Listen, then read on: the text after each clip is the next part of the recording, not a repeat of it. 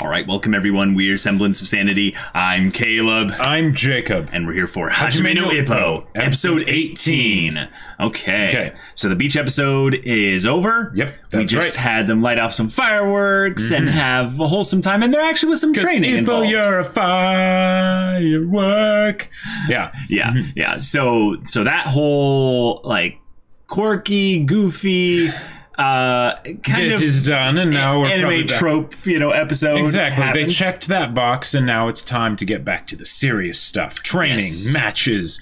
We even got a mention of Takamura's upcoming match. Which might not necessarily be soon, but it's probably going to be awesome.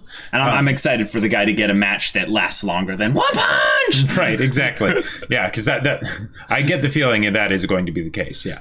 And I love the guys as a group now even more after the beach episode. One of the special things that I think it did was it bonded them in a way that showcased that even though the older guys love to kind of pick on Ippo and have some fun at his expense a lot of the time, they really do care about his development in a way that goes beyond just him being good, but he actually inspires them in a lot of ways to pick up their own pace. Exactly. Because sometimes literally. While Takamura, for instance, is the superstar of them all, and his goal is to become the greatest in the world and stuff. Everyone else sets goals that are realistic, they're smart goals, Right. Well, actually, I don't think they're smart at all. No, it's because it's what, sensible or measurable, something achievable, relevant, time bound.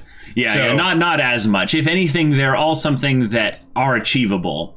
But I like that Ippo sees this and also catches a little bit of that fire, because his initial goal to face Miyata at the end of the rookie championship thing is something, a big deal. That's something that might be like something that's possible, but it's something that's really difficult. That's going to be that's going to be tough. Yep, he's got to go the distance just to get the chance to face him. Yeah, exactly. Yeah. And it's also something that is limited also by Miyata's ability. If Miyata doesn't make it all the way, No, I know. He definitely will. I'm just saying that it's a goal that is a little short-sighted. But being Rookie of the Year, that's something that could be very much in line for Ippo, because it's all based on his effort, his ability, and I love that we have a character who's almost set up to make this happen in Fuji. So, looking forward to get back into the boxing side of things some more. So, without further ado, y'all, let's get into it. You say no, I got kimi ni Ishu no hikari okute. Yeah, I no yume o mite. Rolling go.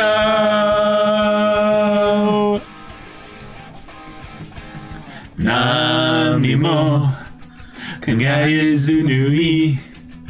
今を生きるだけの僕を支えてる Street Song. I want to dive lost in mind. I want to dive lost in mind. I want feeling.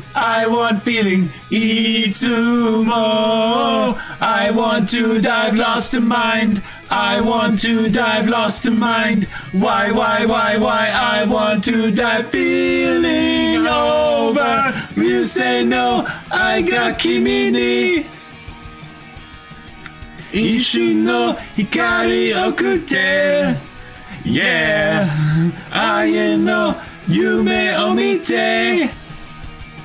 Roll and go.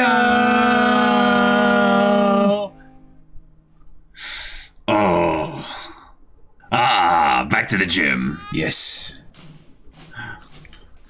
Oh! Okay, so they're dead! All right. Wow! Those boys look good! With all the bunny girls and... Oh! Nice! Whoa! Dang! That's some honor! Yeah, that's a big deal. Kobashi and his little techniques, you know, to get points. Right.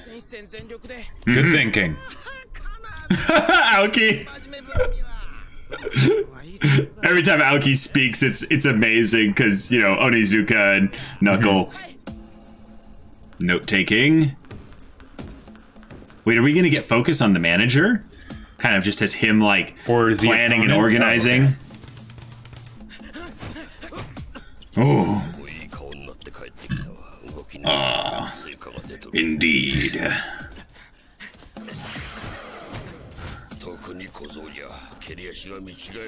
Yep, it's those toes. It's those toes. Giving work. Aha.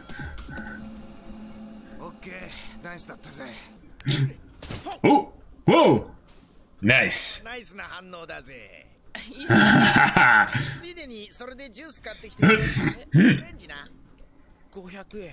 Dang, they have coins that have 500 yen. That's a fat coin. Yeah, $5 coin. That's pretty crazy. Is that his opponent? That's chase after him. How much you want to bet that this is his opponent? In the it is. It is. It is his opponent. Yeah, he was taking notes.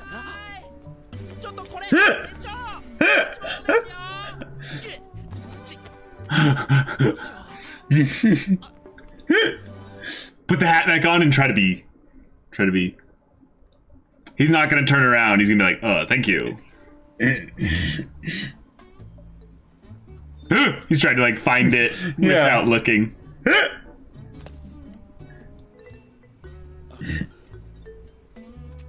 Ippo doesn't recognize him. He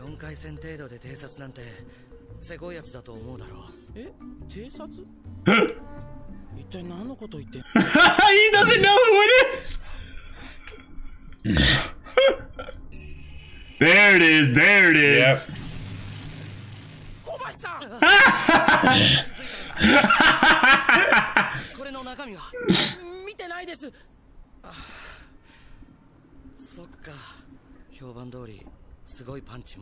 Whoa. Dang.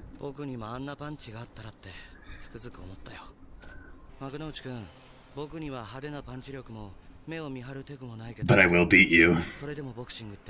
Oh. Right. Anything can happen. Wow, this guy's dedicated. Oh,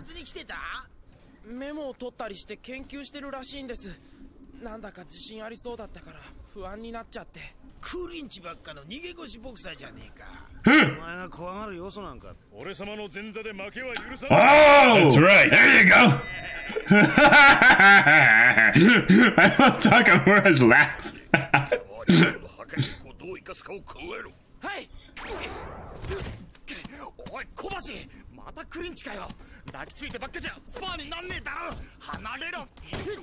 Oh.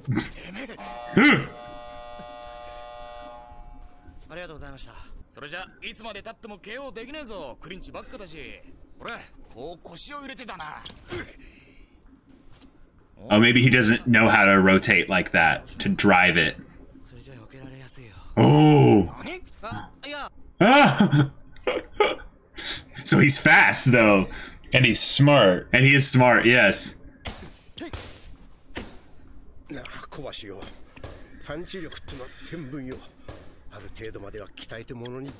Oh.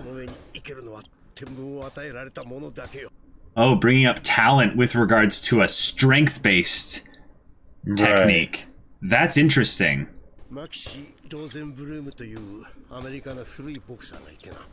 Okay. Wow. Whoa. Oh.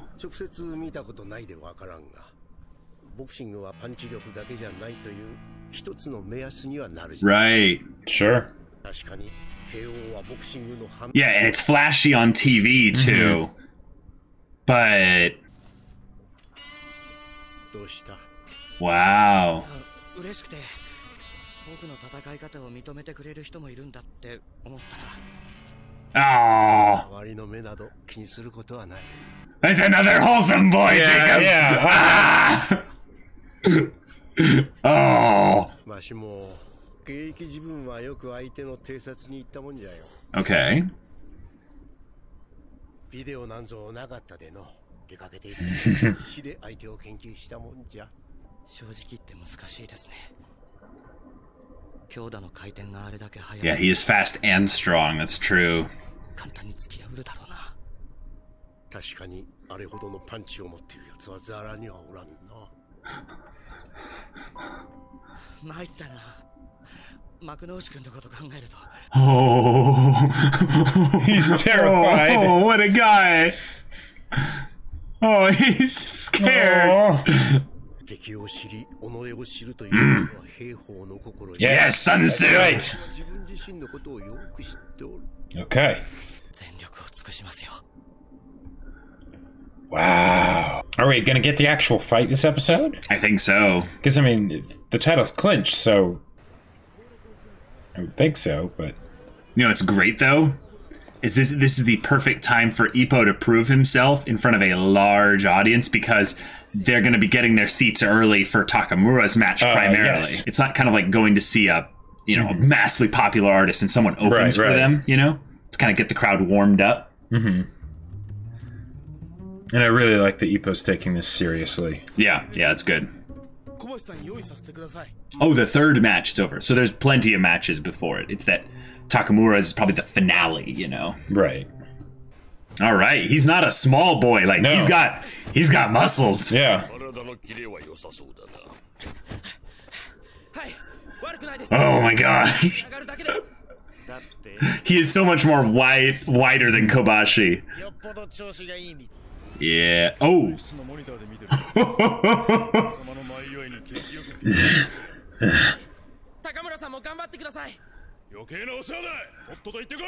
Ah!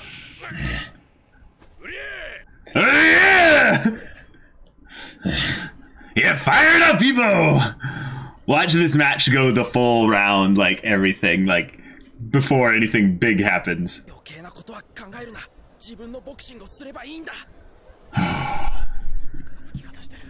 Yep. Mm-hmm. Okay. Calmly, yeah. Right.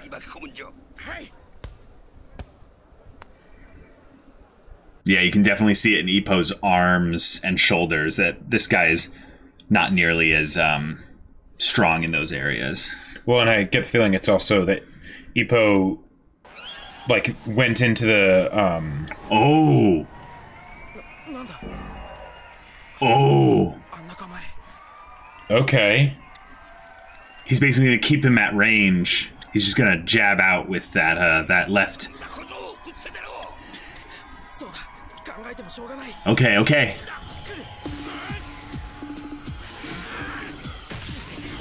Oh!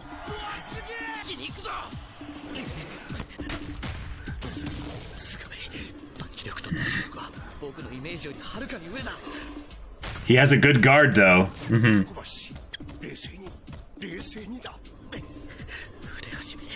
Whoa. Okay, he's gonna start getting quick here. Oh, he's getting in close. Here it is.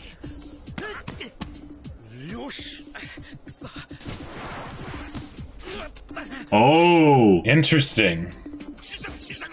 Yeah. They're easily dodged, yeah.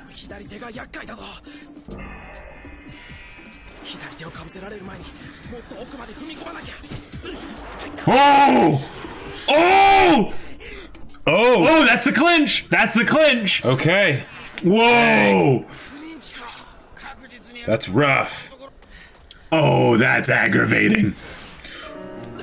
Oh.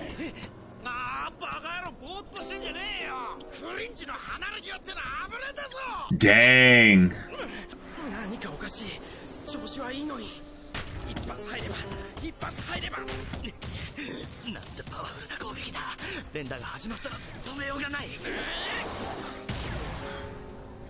Oh, he's blocking them really He's well. got him in the corner. Yep. Okay.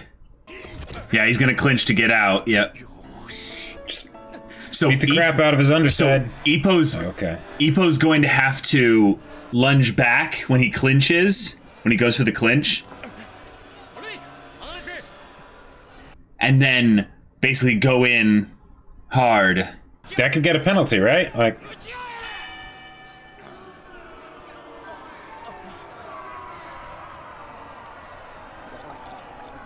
Like he wasn't listening to the ref, so maybe the ref is aware that there's like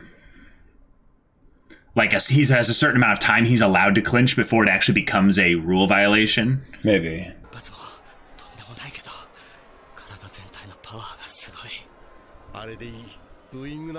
Dang. Yeah, you definitely controlled the first round. Yeah.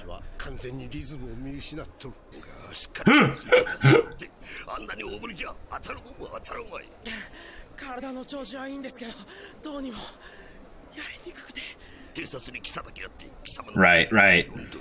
Okay.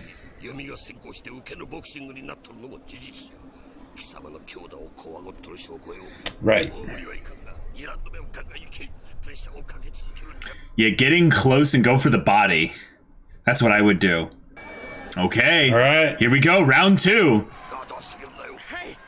You have to use this time like you might take more punches than him in terms of landing. Oh, crap.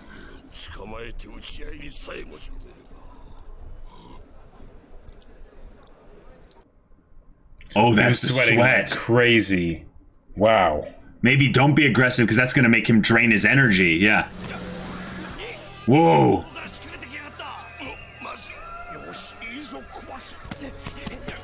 Here comes the jabs, the really fast. Hey, swing wide again. Uh-huh.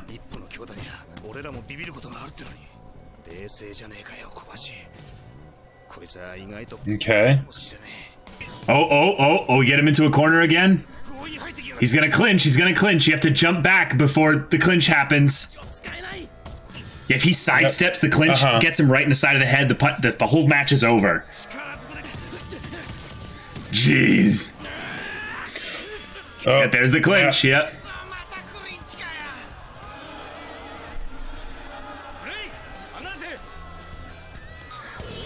Whoa. He's tired.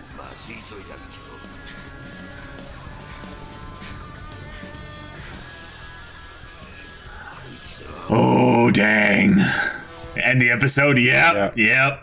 Wow. Okay. That's a good way to build up the fight. Mm-hmm. Have it just be a mental battle. Right. That, obviously they both have their physical and technique advantages in specific areas. But this could end up being a thing where freaking, like the mental battle of just having to keep going. Right. Well, and despite never landing a punch, And the fact that he's really giving everything he has into offense, and the fact that it is doing a lot to his opponent, but the thing is it doing enough, or will Ippo end up just getting too exhausted? That then he isn't as fast. He has more of those openings. He gives him the opportunity to clinch more, and in a lot of ways, if Ippo was ever to lose in a match, I would want him to lose in a match like this, actually. Sure. Because it would just show that he has so much technique that he needs to gain instead of getting more physically fit. Right. Or something like that. But wow. Good stuff. Okay. Whoa. All right. Okay. Yeah. So the Ippo is in trouble, but it might still be okay. But he might lose here. Yeah, it's gonna go the distance though. Yeah. It almost has to now. Right. There's so much dramatic tension built up around the idea that Ippo is the stronger fighter with regards to his physical capacity, but he is actually getting spent on non-effective attacks, like or ineffective attacks, and that's so compelling because Ippo up until this point has kind of blow for blow, bludgeon for bludgeon, beaten his opponents down by the sheer force of his will, and now he's getting out techniqued by someone who is clearly a weaker by physical terms opponent, but is absolutely dominating in the mental battle as well, like which is awesome. Awesome. I love how they make him the underdog. Because we're rooting for Ippo to win, but at the same time, if he were to lose, wouldn't that be awesome to have it be against someone where we're like, wow, you did it, good job, and especially with the amount of focus and the number of times different characters said this episode, you better not lose, that might actually be where the sweat's coming from, right? Is that because it's that whole thing of like the pressure. Minbar is winning and anything else is like, the pressure's huge. So while there's probably a lot of the sweat and stuff that's just like physical like activity, I wouldn't be surprised if a lot of it was him basically being like, crap, I can't lose here. This is a big match. It's right before Takamura's match. Like I need to win this, and it's not going my way. Right.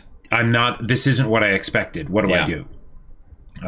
That's something else. And as far as having Ippo and Kobashi have their conversation earlier on in the episode. That was where great. He bumped into Kobashi spying on him and stuff. I love that it's something that, it's not against the rules or anything. It's maybe seen as a little bit, like try hard for this early, or just something where it's, like bad manners, essentially. It's not that it's a bad thing to do, but it's something that people go, oh, really? You have to come and spy on me? I mean, sure, you can do that, but maybe a lot of people don't do that anymore because they say, hey, we have VCRs, which I love bringing up VCRs and stuff. I'm like, I remember technology. Oh, yes, indeed. Back in my day, we didn't have VCRs, so I studied my opponents. And I like that he was embarrassed about it. Because it's something it's awkward, especially when the guy that you've been spying on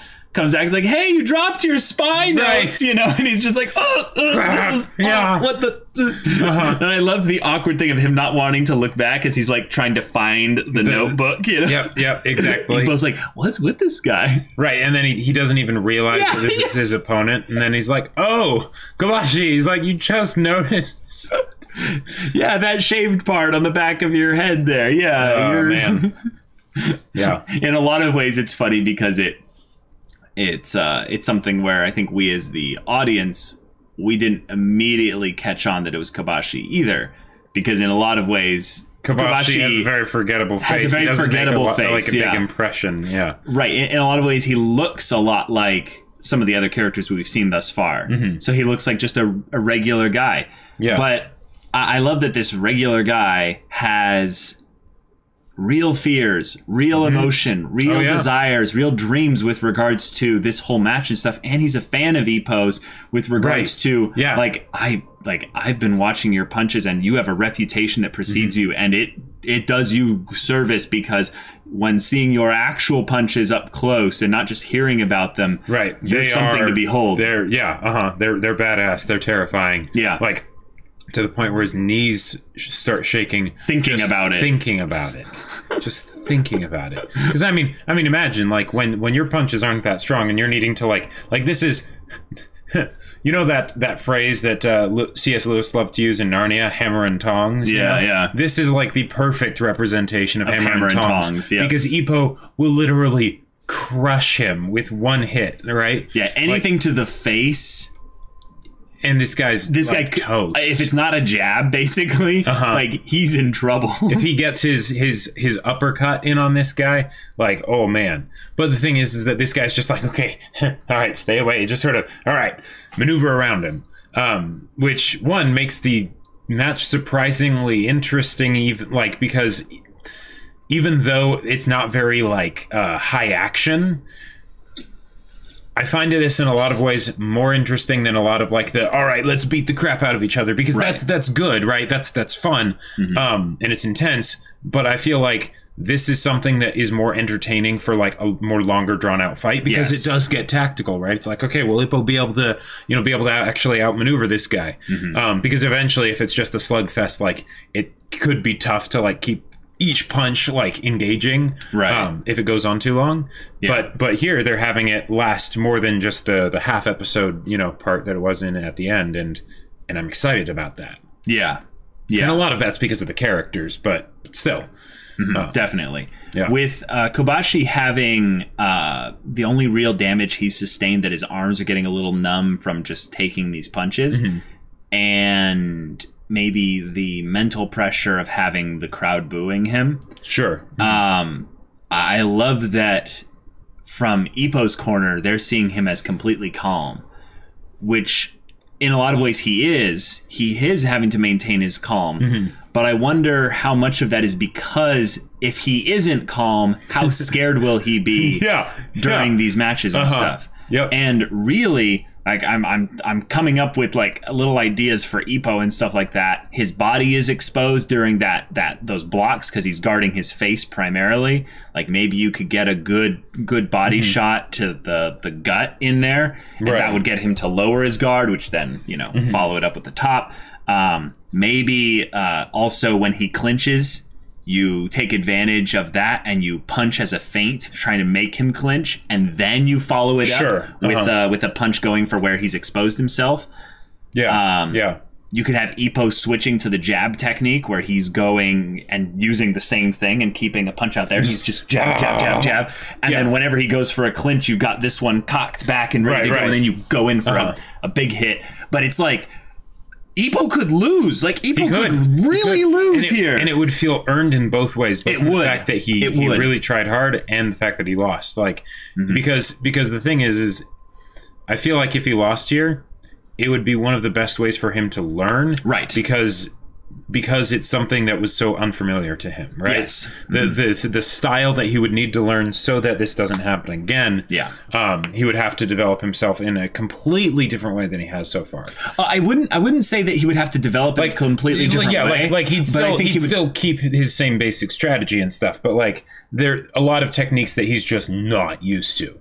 Well, what I think it would actually make him realize is he would take the humble approach that Kobashi did, and he would take every opponent individually seriously from the standpoint of actually studying them instead of just improving himself. So what was the guy who has the Mashiba, for instance? Mashiba, when we his flicker jab, with his flicker jab and stuff, has this very terrifying technique.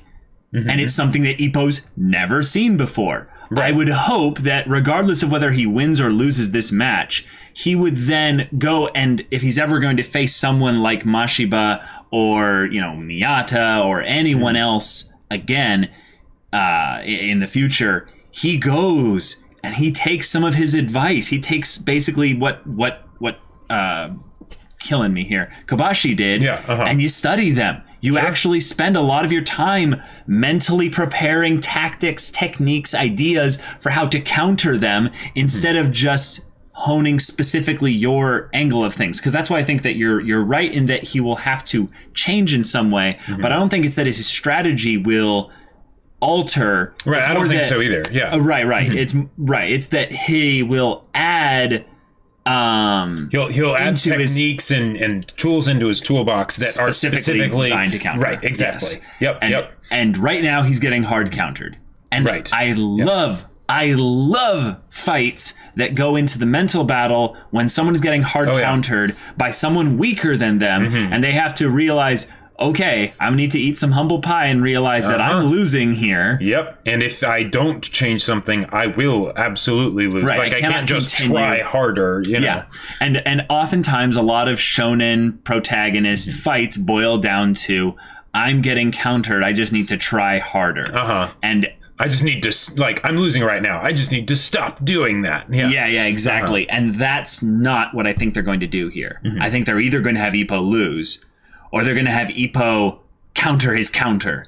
And plan around your plan. And I think there's a couple things that I brought up here that could work. It's just a question of, is Ippo going to be quick enough to execute on any of these things because he's physically more exhausted now than Kobashi is? Like, Kobashi now probably has more physical energy than Ippo does. Sure. In the actual fight, so that he will be even faster than Ippo. It's basically like Ippo now has a slight... He's taking attrition. Yeah. He has 1 point of exhaustion. Or something like that. And it's like, okay, Ippo, you have disadvantage on certain checks now, or something like that. Right. You need to plan around that. Yeah. Maybe take some more risks in a way that lead to more clinches. Or attacking right after the clinch, like, because that's where I think maybe he could do it. Is that he's like, okay, I'm gonna let him clinch me, and I'm gonna be ready, and immediately once it's over, I'm going to destroy him. I think that is it, or it's this. Once he realizes that he's got him stuck there, he's gonna clinch him to break the guy's guard, so that he'll have the initiation on the clinch. Because one of the things that frustrates me about the idea of the clinch being legal in boxing is that whoever initiates, I would say, generally has the positional advantage in where their arms are located in relation to the other opponent's arms. So an example is to say they have a punch up here, they have their guard over here. The person clinches in a way to lock this arm off to the side and this one underneath their, like in their armpit or something. Sure. So right then, in order to deliver a blow, you have to pull. There's two ranges of motion that you can make. You have to pull this one back out from underneath the armpit and continue up with this. But if you're forcibly pulling them back, could the other person immediately go for like a headshot? Yep, because they have less motion that they need to make because their arms are ready for that. Like their arms are already pre-cocked, if you will. Right. I don't know. And that would also be great for the purposes of the audience, because the audience is booing Kobashi for clinching, but if Ippo clinched and used that to be able to get a good hit in, that would be fantastic. It would basically be a way for Ippo to acknowledge Kobashi's way of fighting that would also potentially, since the crowd respects Ippo, get the crowd to respect Kobashi's way of fighting, so that way it's kind of like a win-win, even though Kobashi would lose, Right. And the other idea I had of he's coming in for a clinch, lunge back.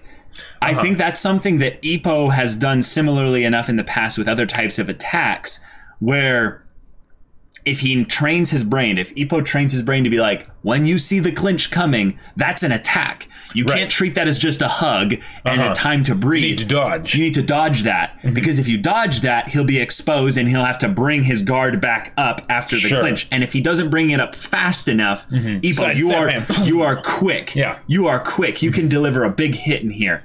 And it would be really fun to, in the third round or the fourth round, to have a punch that Ippo lands that rattles Kobashi again. And it's not about him being, as tired as Ippo. Like, Ippo should be more tired, I think, at that point. But it's that then he's like, wait, does my technique work? Because he just countered it. And then his coach will be like, no, it is working. That was a lucky punch. You need to double back in on this and just do it faster. He's not beating you. And having the thing basically come down to is Ippo going to actually counter him again? Or is Kobashi going to be just was that faster? Just a freak accident, Right. Yeah. And then it'd be a mental battle of just in Kobashi's head of whether or not he should commit to his strategy, or will he switch off from that. Sure. Yeah. And then, of course, there's Takamura's fight that's going to be coming up. And I'm so glad that they brought that up, like the episode after they were mentioning it, because that's going to be good. It's going to be good. It's going to be good. Also, again, the speed at which they move through the story and commit to going into these fights hard. There's a lot of fluff that they could have thrown into this episode. Oh, yeah. That they just didn't. Even the things where they have people commenting on the side and stuff, they're adding really helpful info that I can't get like upset at them for. I can't get like. Well, I'm trying to think about it in a positive way. It's something that I want them to. That's the thing that I want them to comment on, because I'm not going to bring that up in my own discussion. Right, and that way they can doing that. They can focus on the fight just being a fight. But since it's so strategic, they can, you know, Ippo doesn't have to think about all the different strategies and whatnot. They can be talking about that, and then we can see it. Yeah, and it's not just them repeating the obvious of what we're seeing in front of us. Exactly, because this is tactical. There's mental games, and there's things that Ippo isn't doing. They're not talking about something that Ippo was doing, although sometimes they do with like the wide punches and stuff. But they're talking about no, this is what you need to be doing. Come on. Yeah. So all in all, great stuff. Yeah. Looking forward to part 2 of this fight. Yes. And yeah, I'm impressed that they went all the way into round 2, you know, including the episode where they built up Kobashi's character and had him encounter Ippo and them all getting back to training at Kamogawa Gym. That was all one episode. I just love the pacing of this show, despite it being a very long show with having that, you know, kind of shonen slant to it. It's something that gives me a lot of excitement and hope for the future of this show, and something that I love this show. I love this show so much. I understand why in a lot of ways MHA took a lot of things from Ippo as a character. Yeah. Just also because I understand a little bit more and more every episode why this show is so popular and so legendary for being just the quality sports anime that it is. Yeah. So yeah. Good stuff. Good stuff. So if you want to see the next episode's reaction right now, go check out the link in the description below for our Patreon. You can get an early access there. You can watch full-length reactions there, and all this comes with Discord access, so you can chat with us about stories or just hang out in general and talk about whatever. And then Jacob. Yes. So my sci-fi novel, Battle Lines, is still available for pre-order if you are watching this through early access. So the link to the Kickstarter is in the pinned comment down below. The Kickstarter ends on March 19th, so get on that. Yep. It's an amazing book. Yeah, so if any of that interests you, we'll see you there. But until then, we're Semblance of Sanity. I'm Caleb. I'm Jacob. And we'll see you all next time.